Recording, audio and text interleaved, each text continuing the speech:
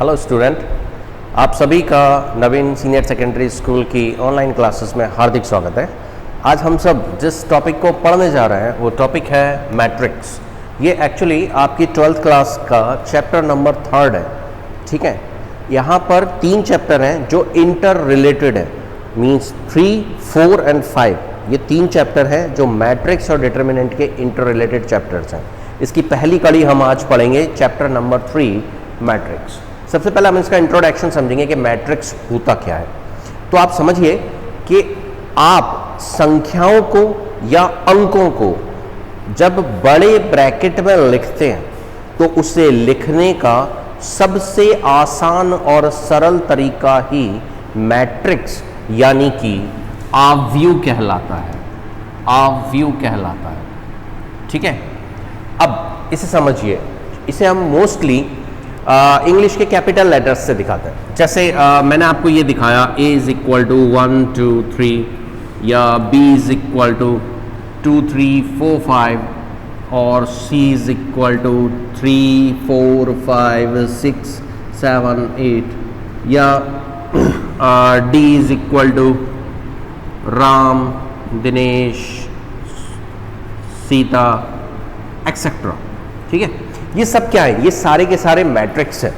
ठीक है, जिन्हें हमने बड़े ब्रैकेट में दिखाया है, जिसको कैपिटल लेटर से शो किया गया है, जिसमें संख्याओं या अंकों को लिख सकते हैं। हम इसको ज़्यादा बड़े भी अंक कर सकते हैं, जैसे मैंने 22 33 42 56 ऐसे कर दिए। ठीक है, अंकों या हम जिसमें नामों को भी शामिल कर सकते हैं, सम्मिलित किया जा सकता है। ठीक है, अब यहां पर एक चीज याद रखिएगा कि यहां आप जो अंकों, संख्याओं या आप इस जो नामों को लिखते हैं, इनमें आपको कॉमे का प्रयोग नहीं करना है बिल्कुल भी।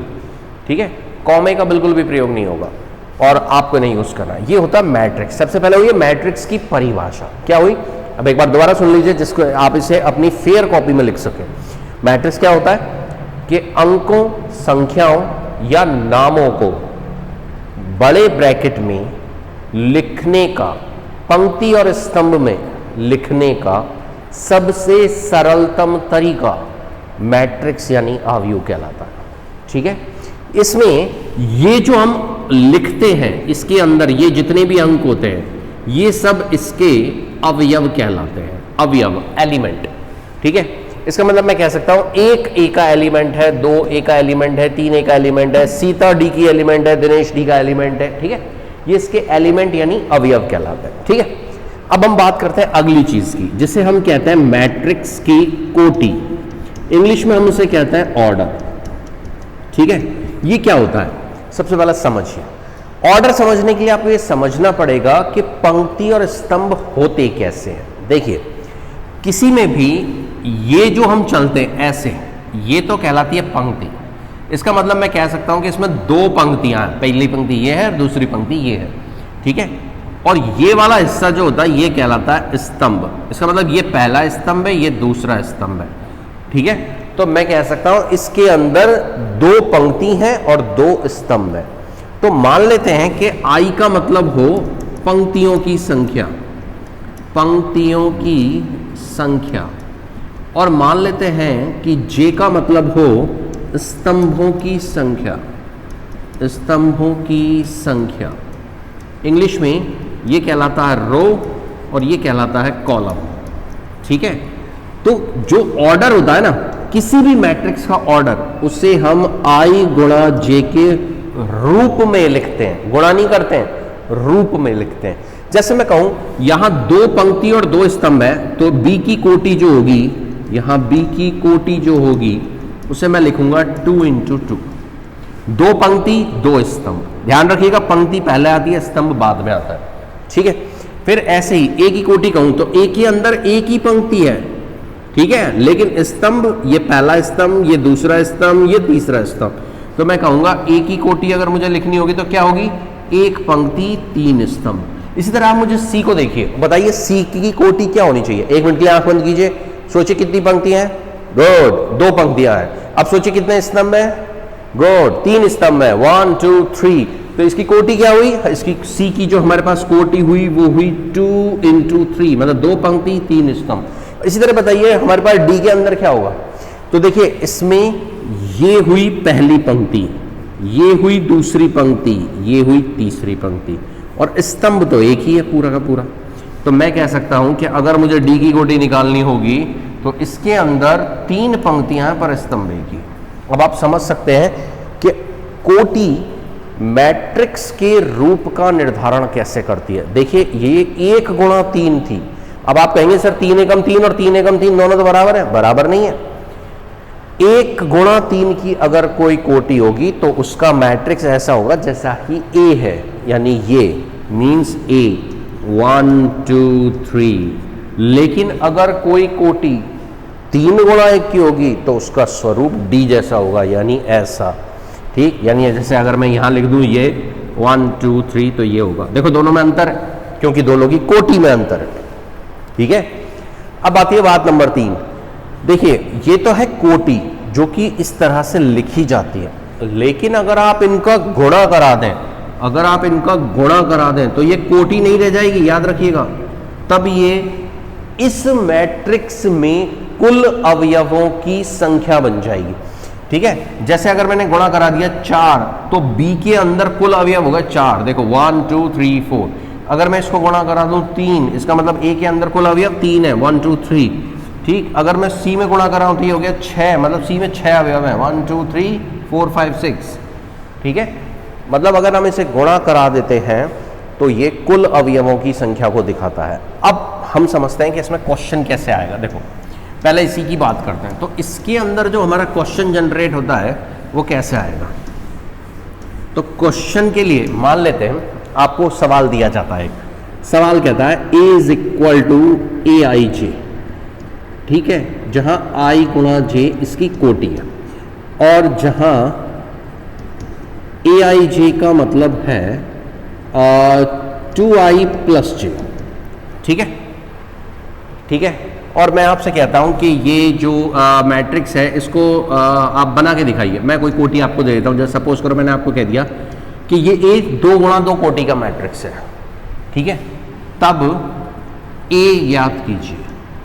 अब आपको ए निकालना है। अब आप ए कैसे ज्ञात करेंगे? सबसे पहली बात तो देखिए ए को कैसे ज्ञात करेंगे। तो सोचिए कि 2 गुणा 2 में कितने अवयव होते हैं। अब बात आती है अवयवों की। तो इससे पहले कि हम इस क्वेश्चन को आगे पढ़ें हमें समझना होगा कि अवयव क्या होते हैं। तो समझिए, देखिए सपोज कीजिए मैं ए बनाना चाहता हूं, ठीक है। तो मैं यहां पर लिखूंगा, जैसे मैंने लिखा ए आई जे, तो मैं इसके अंदर अवयव लिखूंगा। तो आई यानी पंक्ति, तो ये पहली पंक्ति में आ रहा है, तो ये आई की जगह आ गया 1, ठीक है। और जे यानी स्तंभ, तो ये पहले वाले स्तंभ में आ रहा है, तो ये हो गया पहला। मतलब हमारे पास पहला अवयव बना A11, है ना। तो अगला अवयव क्या होगा? अगला अवयव होगा A12, क्योंकि ये पहली पंक्ति और दूसरे स्तंभ में, पंक्ति तो पहली है लेकिन स्तंभ दूसरा हो गया। इसी तरह अगला A13, अगला A14, इस तरह से हम इसको लिखते चले जाएंगे, ठीक है। मान लीजिए अब हमें यहां अवयव लिखना हो तो हम क्या लिखेंगे? तो आप कहोगे सर 11 12 13 14 20 तक चले जाओ, यहां पर लिखोगे। तो यहां आता है पहला अवयव 21। क्यों? क्योंकि आई की जगह आपने रखा 2, यानी ये दूसरी पंक्ति हो गई, और जे की जगह हमने रखा 1। देखो यहां पे भी हमने जे की जगह 1 रखा, यहां भी 1 रखा, क्योंकि ये पहला स्तंभ है। इसका मतलब अगर मुझे यहां जे की जगह रखना होगा तो मैं क्या रखूंगा? 2, क्योंकि यहां भी मैंने 2 ही रखा है, क्योंकि ये दूसरा स्तंभ है। मतलब अगर मैं यहां कोई अवयव लिखता तो उसमें भी जे की जगह 2 ही लिखता। क्लियर? लेकिन ये पंक्ति कौन सी है? यहां मैंने 1 लिखा था क्योंकि ये पहली पंक्ति है, तो यहां मैं क्या लिखूंगा? यहां मैं लिखूंगा 2, क्योंकि ये दूसरी पंक्ति है। तो अगर मैं यहां लिखता तो मैं क्या लिखता? गुड। यहां मैं लिखता 3, क्योंकि ये तीसरी पंक्ति हो जाती। आई बात समझ में? तो यहां क्या लिखता? यहां मैं लिखता 31, तो ऐसे यहां क्या लिखूंगा? 23 24 एंड सो ऑन। और यहां क्या लिखूंगा? 33 34 एंड सो ऑन। और इसी तरह से हम इस मैट्रिक्स को काफी बड़ा बना सकते हैं। और ये सारे के सारे इस मैट्रिक्स के अवयव कहलाते हैं। क्या कहलाते हैं? अवयव कहलाते हैं। अब सवाल कह रहा है कि हमें एक मैट्रिक्स बनाना है जिसके अंदर 2 गुणा 2, ठीक, यानी अगर मैं गुणा कराऊं तो क्या आएगा? 4 अवयव है। ऐसा मैट्रिक्स बनाना है हमें जिसमें 2 पंक्ति होनी चाहिए और 2 स्तंभ होने चाहिए। तो हम क्या बनाएंगे? तो देखिए हम बनाएंगे ठीक है, हमारा मैट्रिक्स बनेगा ये। क्यों? देखिए, 2 पंक्ति हो गई, 2 स्तंभ हो गए ना, तो हमारा मैट्रिक्स हुआ ये। अब मुझे इन चारों का मान निकालना है। तो अब अगर मैं आपसे कहूं कि भाई मैं A11 निकालना चाहता हूं, कैसे निकालूं? तो आई जे का सूत्र क्या? 2i + j। यहां मैंने क्या किया, i और j की जगह 1 1 रख दिया, तो मैं यहां भी 1 1 रखूंगा। तो देखो, ये 2, ये मैंने 1 रखा और ये मैंने 1 रखा। सॉल्व करें, क्या आएगा? 2 एकम 2 + 1 यानी 3। ऐसे ही मुझे चाहिए A12, तो क्या करूंगा? तो मैंने यहां क्या किया है, मैंने i की जगह तो 1 रखा है और j की जगह 2 रखा है। तो सेम काम यहां कीजिए, i की जगह 1 और j की जगह 2। क्या आएगा सॉल्व करने पर? 2 + 2 = 4। ऐसे ही मुझे चाहिए 21। ठीक है, 21 निकालने के लिए मैं कैसे लिखूंगा? ये 2 प्लस, तो अब मैं क्या करूं, यहां मैंने i की जगह 2 लिख दिया, तो ये 2, और j की जगह मैंने 1 लिखा है, तो ये 1। क्या आएगा? 4 + 1 मीन्स 5। इसी तरह आई नीड A22, तो ये हो जाएगा 2 + 2 मीन्स 4 + 2 6। तो मैं लिख सकता हूं कि इसलिए जो मेरे पास A बनेगा वो क्या बनेगा? 3 4 5 6। ये मैंने जो मुझे A चाहिए था वो बना के दिखा दिया। ठीक है, आपको समझ में आया? ठीक, इस तरह से हम इसके सवालों को हल करते हैं। मैं आपको इससे रिलेटेड क्वेश्चन भी दूंगा जो आपको सॉल्व करने होंगे, तो आप उन्हें सॉल्व करिएगा तो आपको ये और अच्छे से समझ में आ जाएगा। ठीक है, अब ये था एक मैट्रिक्स का निर्माण। भाई हमें ये दिया जाए तो हम इसे कैसे कर सकते हैं। ठीक है, अब बात आती है डिफाइन करने की कि मैट्रिक्स के टाइप्स, मैट्रिक्स होते कितने तरीके के। तो हम यहाँ लिखेंगे टाइप्स ऑफ मैट्रिक्स। ठीक है, आव्यूह के प्रकार, आव्यूह के प्रकार। ठीक है, कितने प्रकार के होते हैं? सबसे पहले हम आते हैं, सबसे पहला जो मैट्रिक्स होता है इसे हम कहते हैं पंक्ति आव्यूह। ठीक है, इंग्लिश में ये कहलाता है रो मैट्रिक्स। इसका मतलब क्या होता है? देखिए, अगर किसी मैट्रिक्स के अंदर एक ही पंक्ति हो, ठीक है, मैं इनकी परिभाषा बोल रहा हूं क्योंकि लिखने में काफी टाइम लग जाएगा, तो आप उसे लिख सकते हैं। ठीक है, तो ऐसा मैट्रिक्स जिसमें केवल एक ही पंक्ति हो उसे पंक्ति आव्यूह कहते हैं। क्लियर?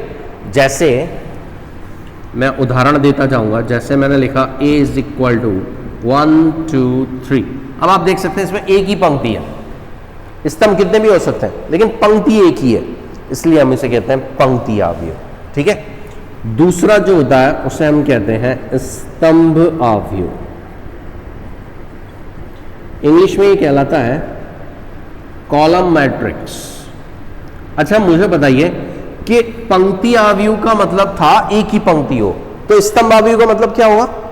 गुड, जिसमें एक ही स्तंभ हो। पंक्तियां कितनी भी हो सकती हैं लेकिन स्तंभ एक ही होगा। ठीक है, जैसे मैं यहां लिखता हूं, मैं लिख दूं A = 1 2 3। अब आप गौर से देखिए, ये पहली पंक्ति, ये दूसरी पंक्ति, ये तीसरी पंक्ति, मतलब पंक्तियां तो बहुत हैं लेकिन स्तंभ एक ही है। ठीक है, इसलिए ये कहलाता है स्तंभ आव्यूह। ठीक है, फिर तीसरा, इसे हम कहते हैं वर्ग आव्यूह। ठीक है, ये कहलाता है स्क्वायर मैट्रिक्स। अच्छा, स्क्वायर से क्या मतलब होता है हम समझते हैं, जिसमें लंबाई चौड़ाई बराबर होती है। तो इसके अंदर भी स्क्वायर मैट्रिक्स का मतलब ये हुआ कि ऐसा मैट्रिक्स जिसमें पंक्ति और स्तंभ दोनों बराबर बराबर हो। ठीक है, मतलब जितनी पंक्ति और उतने स्तंभ, यानी पंक्तियों की संख्या और स्तंभों की संख्या समान हो। जैसे मैं लिखूं A = 1 2 3 4 या B = 1 2 3 3 4 5 5 6 7। अब आप देखो, इसके अंदर 2 पंक्ति हैं तो 2 ही स्तंभ हैं, इसमें 3 पंक्तियां हैं तो 3 ही स्तंभ हैं, मतलब जितनी पंक्तियां हैं उतने ही स्तंभ हैं। तो ये क्या कहलाएगा? वर्ग आव्यूह। अब अगला देखते हैं। ठीक है, अब हम जिसे लिखते हैं उसे कहते हैं विकर्ण अवयव। क्या कहते हैं? विकर्ण अवयव। विकर्ण इंग्लिश में कहलाता है डायगोनल। तो ये है डायगोनल मैट्रिक्स। अच्छा, अब डायगोनल मैट्रिक्स क्या होता है? देखो, जो मैट्रिक्स होता है ना, ऐसा वर्ग अवयव, मतलब विकर्ण केवल वर्ग का ही बनेगा। अगर किसी मैट्रिक्स वर्ग मैट्रिक्स नहीं है तो उसका विकर्ण नहीं बनेगा, ठीक है ना। तो ऐसा वर्ग अवयव, अब वर्ग बनेगा तो भाई कॉमन बात है कि ये वर्ग बना। सपोज करो ये एक वर्गाकार मैट्रिक्स है, तो इसमें एक विकर्ण तो ये होगा और एक विकर्ण ये होगा, है ना। तो ये वाला जो विकर्ण होता है ना, इसको हम कहते हैं अग्रग विकर्ण। क्या कहते हैं? अग्रग विकर्ण, क्योंकि ये पूरे खेल को लीड करता, लीडर होता है, ठीक है। और लीड करने के लिए ही इसे लीडिंग डायगोनल भी कहा जाता है, ठीक है। इसको, ये वाले पार्ट को, ठीक है। तो ये वाला पार्ट क्या होता है? अग्रग विकर्ण, और यही इसमें भूमिका निभाता है। तो अगर हम जो इसको पढ़ रहे थे कि विकर्ण अवयव क्या होता है, तो ऐसा वर्ग अवयव जिसमें अग्रग विकर्ण के अवयव तो नॉन जीरो हो और बाकी सारे अवयव जीरो हो, तो वो अवयव विकर्ण अवयव कहलाता है, ठीक है। तो इसके अवयव तो नॉन जीरो हो, जैसे सपोज करो मैंने लिख दिया 3 और 5 और 8 और बाकी सब जीरो हो, तो 0 0 0 0 0 एंड 0। तो ये बन गया मेरा विकर्ण अवयव। क्लियर? सबको समझ में आया? फिर अगला देखते हैं। ये था विकर्ण अवयव। अब हम पढ़ते हैं इसके बाद अदिश अवयव, ठीक है। इंग्लिश में ये कहलाता है स्केलर मैट्रिक्स। देखिए, मैं आपको साथ के साथ अंग्रेजी इसलिए बताता जा रहा हूं कि आप इसके टेक्निकल वर्ड्स इंग्लिश में भी पढ़ते हुए जाएं और याद करते हुए जाएं, ठीक है। इन्हें याद भी करना है अंग्रेजी में, ये याद रखिएगा, ठीक है। क्योंकि पेपर क्या होता है, कई बार हिंदी इंग्लिश दोनों में आता है, तो हिंदी में मिसप्रिंट हो तो आप इंग्लिश में पढ़ के उसे समझ सकते हैं, ठीक है ना। अब देखिए अदिश अवयव क्या होता है। अदिश अवयव भी वर्ग अवयव से ही बनता है, ठीक है, और होता विकर्ण अवयव है। बनता वर्ग से, क्योंकि वर्ग विकर्ण भी तो वर्ग से ही बन रहा है ना। तो होता तो वर्ग से लेकिन बनता विकर्ण से। मतलब अदिश अवयव का मतलब है ऐसा विकर्ण मैट्रिक्स जिसमें अग्रग विकर्ण के अवयव समान होने चाहिए। जैसे अगर यहां 5 है तो यहां भी 5 होना चाहिए, यहां भी 5 होना चाहिए, है ना। जैसे एग्जाम्पल देके मैं बताता हूं, जैसे a इज इक्वल टू 5 0 0 0 5 0 0 0 5। अब आप देख सकते हो कि इस विकर्ण के अवयव समान है, ठीक है। इसलिए ये अदिश अवयव यानी स्केलर मैट्रिक्स कहलाता है, ठीक है। कितने हो गए हमारे पास? 5 हो गए, ठीक है। अब छठा देखते हैं।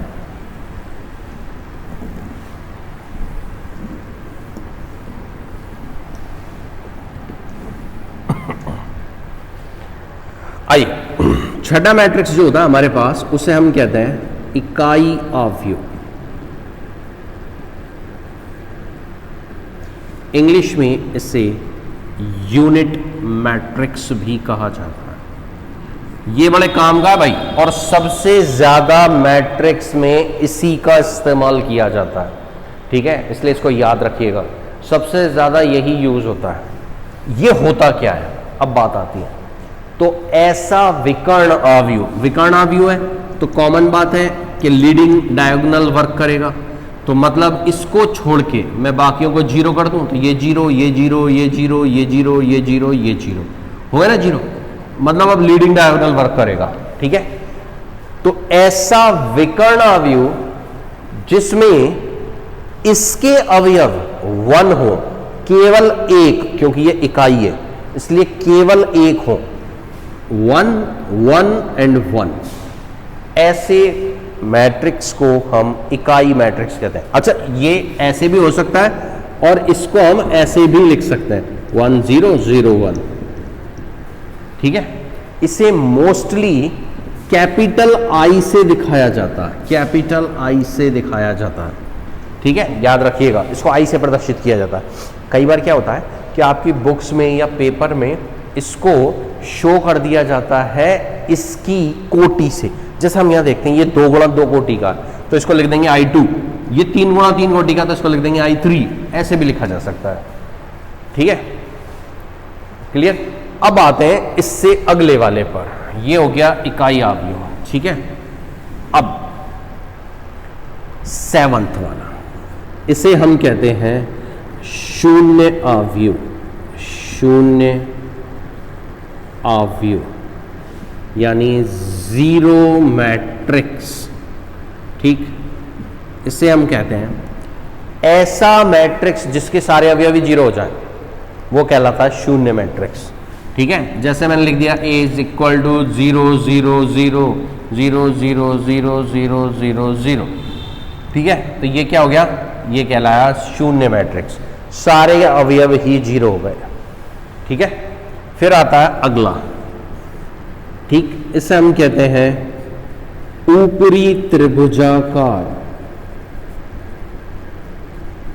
अवयव। इंग्लिश में ये कहलाता है अपर ट्रायंगुलर मैट्रिक्स। अच्छा, अब ये क्या होता है ये समझो। ऊपरी त्रिभुजाकार मतलब ऊपर में त्रिभुज बनना चाहिए, है ना। ये सपोज करो, देखो ये है लीडिंग डायगोनल। अब मेरी बात समझना, ये तो पूरे खेल का रचयिता है। अब अगर मैं इसको ऐसे कर दूं तो ऊपर एक त्रिभुज बन जाता है, और अगर मैं ऐसे कर दूं तो नीचे एक त्रिभुज बन जाता है ना, होता है ना। तो ऊपरी त्रिभुजाकार में क्या होगा, जैसे 1 2 3 0 4 5 0 0 6। अब आप इसको गौर से देखो, इसमें ऊपर एक त्रिभुज बन रहा है जिसके अवयव नॉन जीरो हैं, यानी शून्य नहीं है, और इसके अलावा बाकी के अवयव जीरो हैं, है ना। तो ऐसा अवयव जिसमें अग्रग विकर्ण और उसके ऊपर के अवयव अशून्य हो और नीचे वाले अवयव शून्य हो, वो ऊपरी त्रिभुजाकार कहलाता है। अच्छा, अगर ये ऊपरी त्रिभुजाकार है तो निम्न त्रिभुजाकार क्या होगा, सोचो कि निम्न त्रिभुजाकार अवयव हम किसे कहेंगे। इंग्लिश में हम इसे कहते हैं lower triangular matrix. Lower triangular matrix, ठीक। ये क्या होगा, जैसे अब अगर मैं यहां लिख दूं कि A इज इक्वल टू 1 2 3 4 5 6 और ये 0 ये 0 ये 0, तो यहां देखिए ये एक ऐसा त्रिभुज बन रहा है जो निम्न है, नीचे है, मतलब अग्रग विकर्ण के नीचे आ रहा है ना। तो ये कहलाएगा निम्न त्रिभुजाकार, ठीक है। यहां मैंने आपको त्रिभुजों की मैट्रिक्स के जो प्रकार थे वो समझाने की कोशिश करी है, कितने टाइप के प्रकार होता है, ठीक। तो इनको अच्छे से पढ़िएगा तो आपको ये याद हो जाएंगे। ये आपकी बुक में भी डिफाइन हो रहा है, आप वहां से भी देख सकते हैं, ठीक है। अब हम इसके आगे चलते हैं। अब आती है मैट्रिक्स की क्वालिटी, ठीक। मैट्रिक्स वर्क कैसे करता है, उसमें ऑपरेशंस कौन कौन से होते हैं, ठीक है। वैसे तो देखो गणित में 4 ही ऑपरेशन होते हैं, कौन कौन से, जोड़ बाकी गुणा भाग। तो मैट्रिक्स में भी 4 होते हैं, जोड़ बाकी गुणा भाग, ठीक। अब हम सबसे पहले समझते हैं जोड़ को, ठीक है। मैट्रिक्स में जोड़ क्या होता है, देखो जैसे हमने लिखा ए मैट्रिक्स, और ए मैट्रिक्स है 1 2 3 4, और बी मैट्रिक्स है 4 3 7, और सी मैट्रिक्स है 2 3 1 0, ठीक है। और अब मैं तुमसे कहता हूं कि भाई आप मुझे a प्लस बी जोड़ के दिखाओ, फिर आप मुझे a प्लस सी जोड़ के दिखाओ, और फिर आप मुझे b प्लस सी जोड़ के दिखाओ, ठीक है। मैं आपसे ये कहता हूं, जोड़ना है। जोड़ने की सबसे पहली शर्त, केवल और केवल वही 2 मैट्रिक्स जुड़ सकते हैं जिनकी कोटियां समान हो, ठीक है। अगर कोटि समान है 2 मैट्रिक्सों की तो वो जुड़ेंगे, वरना वो नहीं जुड़ सकते। इसका मतलब ये हुआ कि मैं कहूं ए और बी को जोड़ दो, तो ये पॉसिबल ही नहीं है, मैं जोड़ ही नहीं सकता। क्यों, इसकी कोटि कितनी होगी, 2 गुणा 2, क्योंकि 2 पंक्ति और 2 स्तंभ। इसकी कोटि कितनी होगी, अगर मैं कहूं तो इसकी कोटि कितनी होगी, पहली पंक्ति, दूसरी पंक्ति, तीसरी पंक्ति, तो 3 तो पंक्ति हैं और 1 स्तंभ है। ऐसे इसकी कोटि कितनी होगी, सेम 2 गुणा 2। तो हम देख सकते हैं इन दोनों की कोटियां अलग अलग हैं, इसलिए इनको जोड़ना भी संभव नहीं है। ऐसे ही अगर मैं कहूं बी प्लस सी जोड़ो, तो बी और सी की कोटि भी अलग अलग है, इसलिए इनका जोड़ना भी संभव नहीं है। तो क्या बचा मेरे पास, ए और सी, बिल्कुल इन्हें जोड़ा जा सकता है। 1 2 3 4 प्लस 2 3 1 0। ठीक है, अब हम इन्हें जोड़ते हैं। अब देखो जोड़ने का प्रोसीजर क्या कहता है। जोड़ने की प्रक्रिया में सदैव संगत अवयवों को जोड़ा जाता है। संगत अवयव क्या होते हैं, जैसे इधर वाले मैट्रिक्स का तुमने A11 लिया तो उधर वाले का भी A11 ही लोगे। मतलब अगर मैंने इधर वाले का A11 लिया 1, तो इधर वाले का भी A11 ही लूंगा +2। अगर मैं इधर वाले का A12 ले रहा हूं 2, तो मैं इधर वाले का भी A12 ही लूंगा +3। सेम ऐसे यहां अगर A21 तो इसका भी A21, अगर A22 तो इधर का भी A22। अब मैं इसे जोड़ूंगा, तो जोड़ने पर मुझे रिजल्ट क्या मिलेगा, यहां लिख देता हूं, मुझे जोड़ने पर रिजल्ट मिलेगा 2 और 1 3, 3 और 1 4, यहां पर भी 4 और यहां पर 5। क्लियर, ठीक, समझ में आया। इसे कहते हैं मैट्रिक्सों का जोड़ना। ठीक, देखो अब इस पे सवाल कैसे पूछा जा सकता है, जैसे, ठीक है, जैसे मैं तुमसे कहूं कि मेरे पास कोई मैट्रिक्स है P जिसकी कोटि 3 गुणा 2 की है, और मैं तुमसे कहता हूं कि मैंने P में कोई मैट्रिक्स Q जोड़ दिया। ठीक है, P में मैंने कोई मैट्रिक्स Q जोड़ दिया और मुझको कोई मैट्रिक्स K मिल गया, तो इस K की कोटि क्या होगी। तो भाई सीधी बात है, 3 गुणा 2 का ये था तो ये भी 3 गुणा 2 का ही होगा, तभी तो जुड़ेगा, वरना जुड़ेगा ही नहीं। और मुझे जो रिजल्ट मिलेगा वो भी 3 गुणा 2 का ही होगा, मतलब उसकी कोटि भी 3 गुणा 2 ही होगी।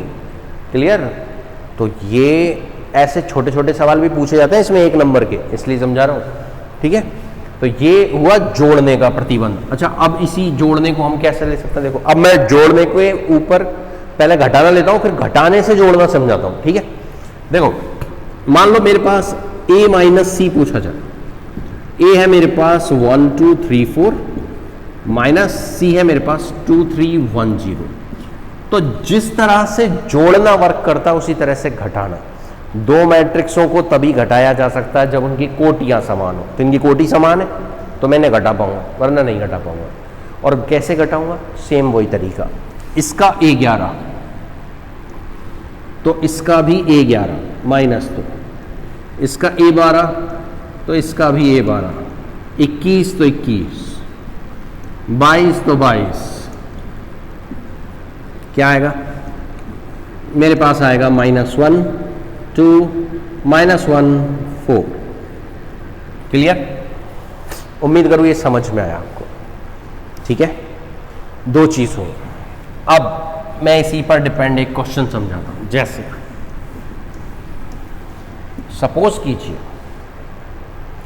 कि मेरे पास एक मैट्रिक्स है A 1 2 3 4। ठीक, मैं आपसे कहता हूं एक और मैट्रिक्स है मेरे पास K 5 7 4 0। ठीक है, मैं आपसे कहता हूं कि आपने A मैट्रिक्स में B मैट्रिक्स को जोड़ा और रिजल्ट में K मैट्रिक्स मिला। तो बताओ B क्या होगा।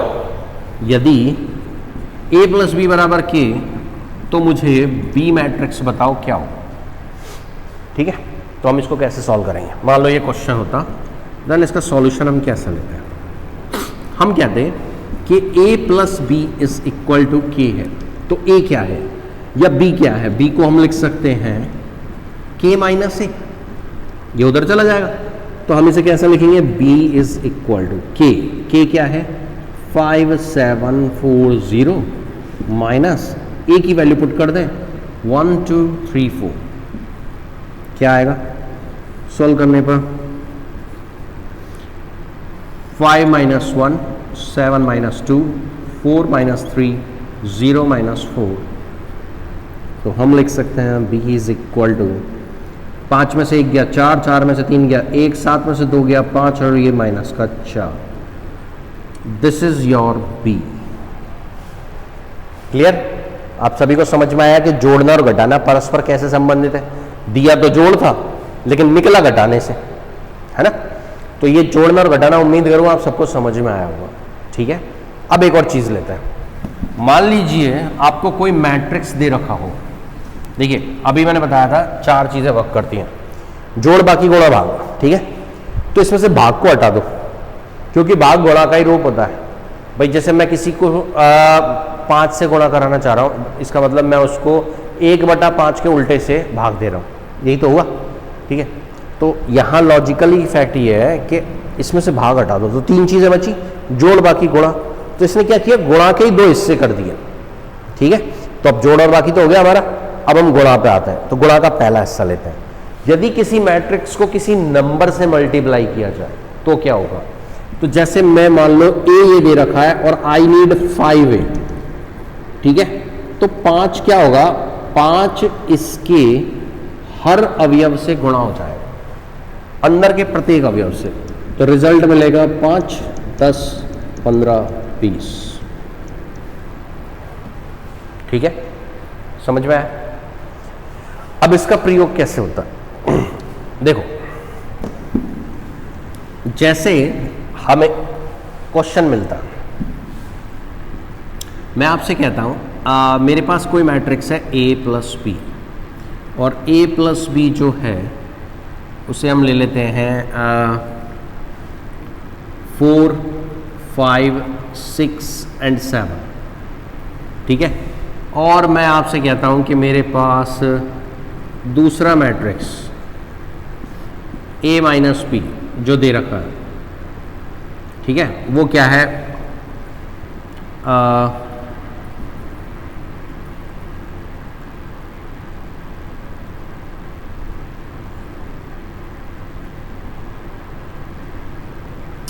और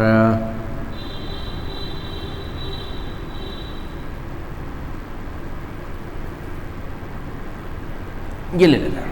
ठीक है, मुझे ये और ये दिया है और क्वेश्चन मुझसे कहता है कि a तथा b ज्ञात करो। तो मैं कैसे ज्ञात करूंगा।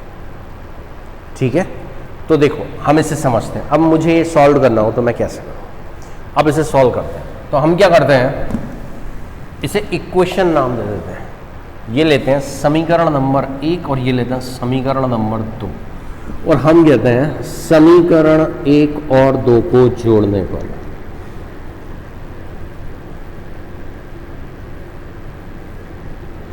तो a और a 2a, ये आया 4, 5, 6, 7 प्लस -2, -3, 0 एंड 5। ऐड कीजिए, ऐड करने पर मैं ऐसे लिखता हूं 4 और ये प्लस इस माइनस से गुणा होगा तो माइनस, है ना। तो 4 - 2, 5 - 3, 6 + 0 एंड 7 + 5 क्या आएगा। So it's 2a is equal to 2, 6 और 5 में से 3 गया तो 2 और 7 और 5 12। तो मैं ऐसे लिख सकता हूँ that mean a is equal to 1/2, 2, 2, 6, 12। अब ये देख लीजिए। ठीक है, हमने जोड़ा तो b से b कट गया, a और a जोड़ के 2a, इन दोनों को हमने ये जोड़ के दिखा दिया, ये आया। इसे सॉल्व किया तो ये आया, 2a आ गया। तो 2 का भाग लगेगा, 2 का जब भाग लगेगा तो मैं इसको 1/2 लिख सकता हूँ। ठीक है, अब ये बिल्कुल ऐसे ही हो गया जैसे अभी अपन ने 5a निकाला था। तो 5 अंदर के सभी अवयवों से गुणा हो गया था, तो यहाँ 1/2 को अंदर सबसे गुणा करो। तो 1/2 को अंदर सबसे गुणा करेंगे तो क्या आएगा, तो आएगा 1, 1, 3 एंड 6। Clear, 1, 1, 3 and 6। ठीक है, अब मैं आपसे कहता हूं कि a के इस मान को हम कहीं रख देते हैं। तो यह मान समीकरण 1 में रखने पर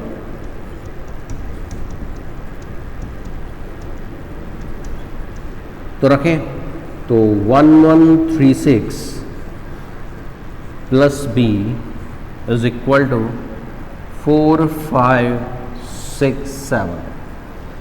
तो इसे लिखा जा सकता है कि 4567 माइनस 1136, जिसे सॉल्व करने पर मुझे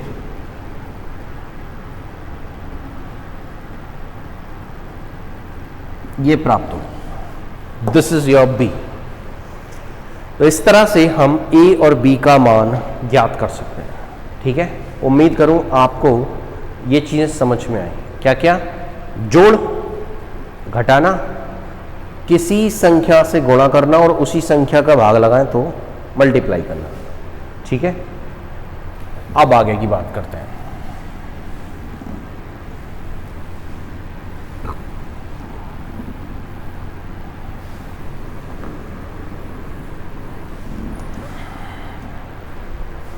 ठीक है, चलिए अब हम क्वेश्चन करते हैं आगे वाला। ठीक, तो वो कैसे सॉल्व होगा? देखिए अगले क्वेश्चन में अब हमारे पास क्या बचा? हमारे पास बचा दो मैट्रिक्सों का गुणा।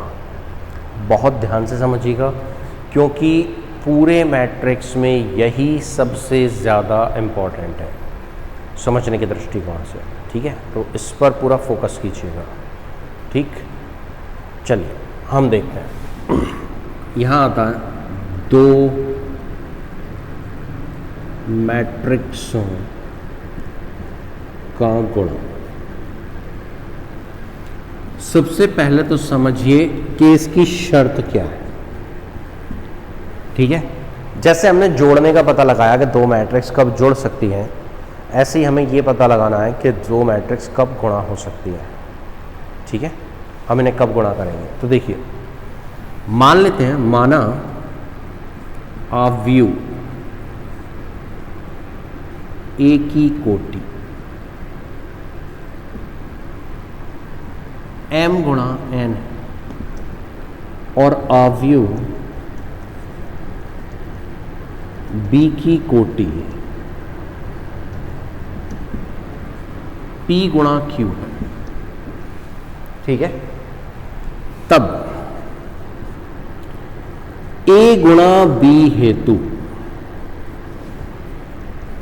आवश्यक है कि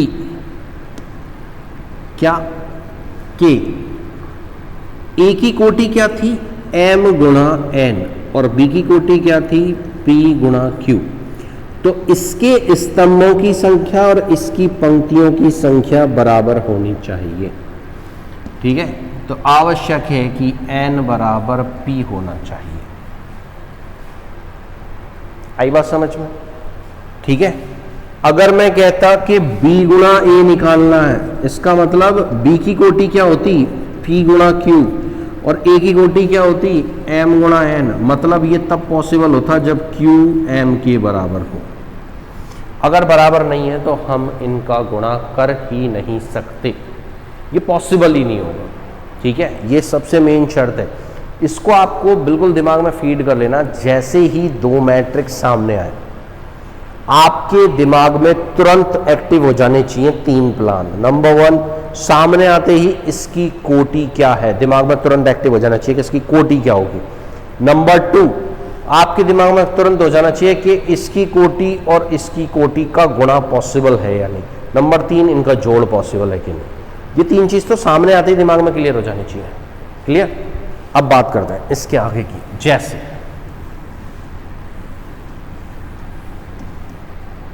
मैं आपको यहां कुछ मैट्रिक्स देता हूं। जैसे हमने कुछ मैट्रिक्स लिए,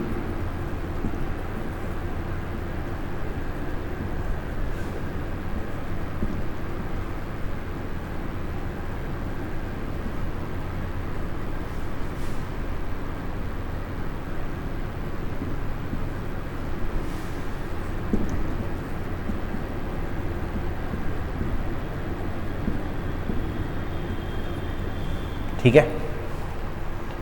अब हमें यह देखना है कि किस किस का गुणा पॉसिबल है और किस किस का गुणा पॉसिबल नहीं। मुझे ये जांचना है।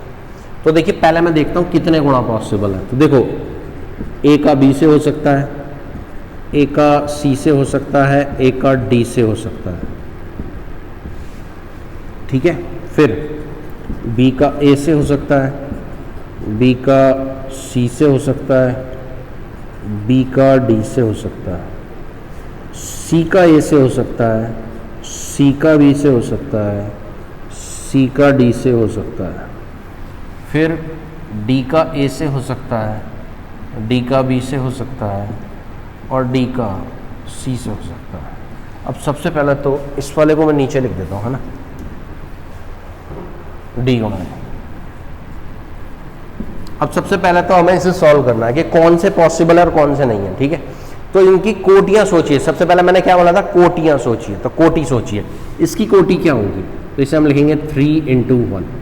इसकी कोटि क्या होगी सोच के देखिए, एक पंक्ति 3 स्तंभ, एक पंक्ति 3 स्तंभ। इसकी क्या होगी 2 × 2, इसकी क्या होगी 3 × 3, ठीक ठीक है। तो आप इनकी कोटियां सोचिए, मैं आपको अब फटाफट बताता हूं कि किस किस का गुणा पॉसिबल है और किस किस का नहीं है। देखिए ए गुणा बी, ए है 3 × 1, बी है 1 × 3, पॉसिबल है, पॉसिबल है ना, ये पॉसिबल 3 × 1 है ना। अब यहां आता सी, सी क्या है 2 × 2, पॉसिबल है नहीं। 3 × 1, डी क्या है 3 × 3, क्या ये पॉसिबल है नहीं, ठीक। ऐसे ही आप बी लिखोगे तो बी की कोटि लिख लो, बी की क्या है 1 × 3, 1 × 3, 1 × 3। अब शॉर्टकट तरीका चेकआउट करना है ना। तो कैसे चेक करेंगे, देखो ए की जिसकी भी पहली पंक्ति में 3 आ रहा हो, ए 3 आ रहा है पॉसिबल है, सी 3 आ रहा है नहीं, डी 3 आ रहा है पॉसिबल है, ठीक है। ऐसे सी निकालना मुझे, तो सी का क्या है 2 × 2। अब जिसमें भी यहां पर मुझे 2 मिल रहा होगा उसी के संग तो मैच करूंगा इसको, है ना। तो क्या किसी में मैच कर रहा है, अब 2 किसी में है ही नहीं, तो ये ना ये ना ये ना ये, ठीक।